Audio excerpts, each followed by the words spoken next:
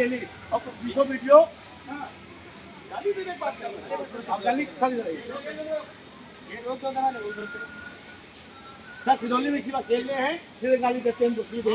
और मेरा मर्डर हुआ तो जिम्मेदार यही होंगे साथ आए तो वही यहाँ मांग किए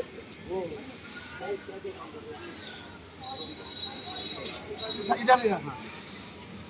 श्री सिद्धेश्वर महादेव मंदिर का चयन वंदन योजना में हुआ था, जिसके डीपीआर में अनियमितता और सरकारी धन की लूट की आशंका की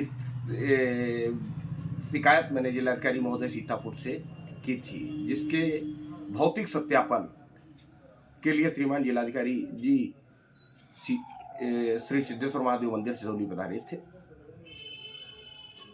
जहां पर सिदौली के अध्यक्ष नगर पंचायत गंगाराम राजपूत ने अपनी मां को गंदी गंदी गालियां बकते हुए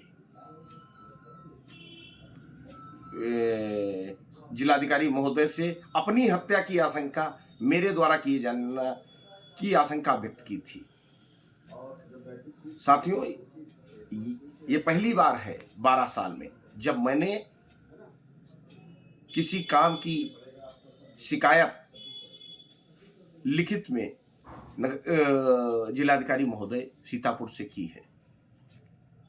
मैं पहले भी नगर की समस्याएं अपने फेसबुक के माध्यम से उजागर करता रहा,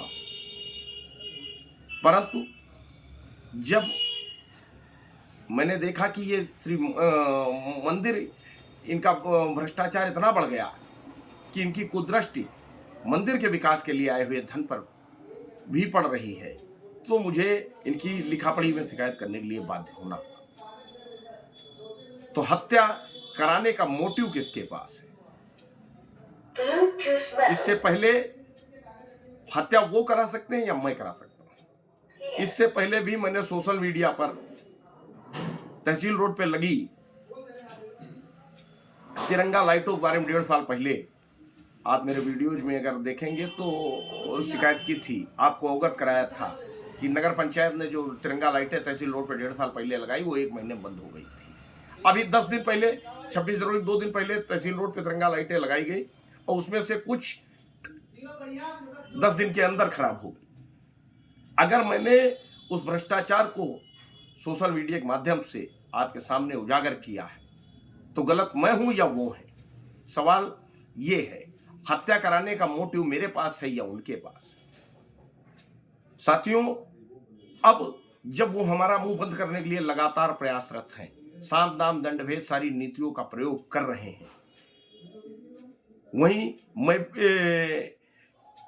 जिलाधिकारी महोदय के सम्मुख अपनी हत्या की आशंका व्यक्त कर जोर जोर से चिल्लाकर वो मुझ पर मानसिक दबाव बनाना चाहते। मैं बताना चाहता हूं आपको, नगर के हर भ्रष्टाचार को मैं सार्वजनिक रूप से उठाता रहूंगा। श्री मलिन बस्ती योजना के अंतर्गत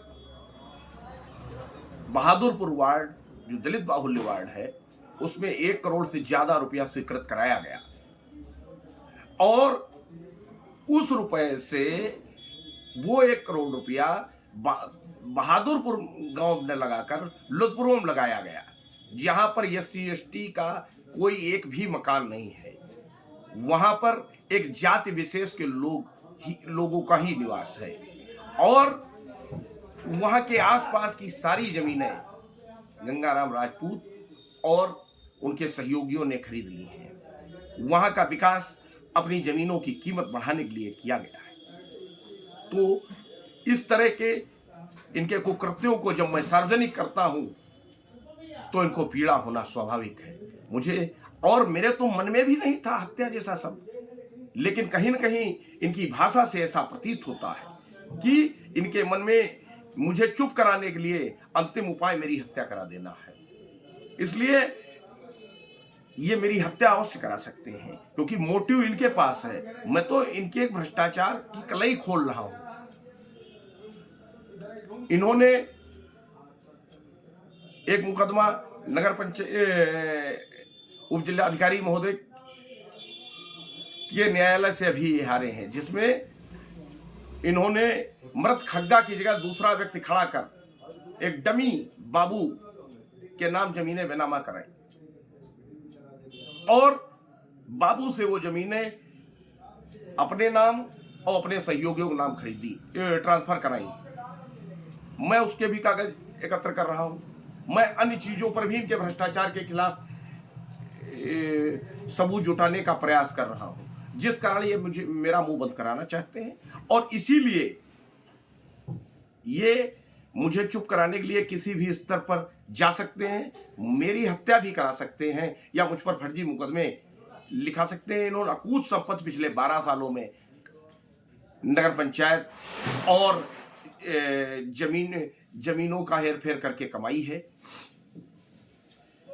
तो मेरी हत्या की आशंका है कि ये मेरी हत्या कराने का भी विचार। 1.5 साल पहले तहसील रोड पे तिरंगा लाइट लगाई गई थी, जिसमें जो 1 महीने के अंदर खराब हो गई। अभी 26 जनवरी 2 दिन पहले फिर लाइट लगाई गई है और 10 दिन में पुनः खराब होना शुरू हो गई है।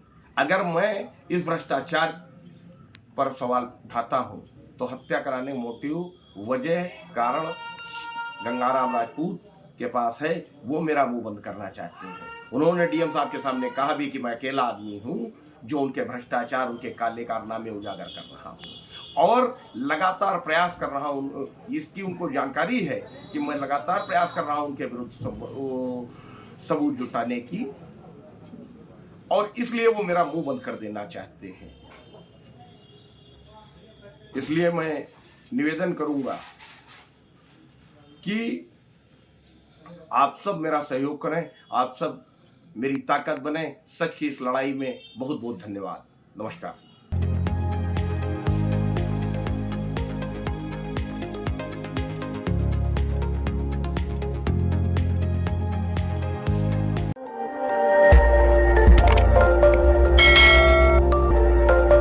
खबर आपकी, नजर हमारी।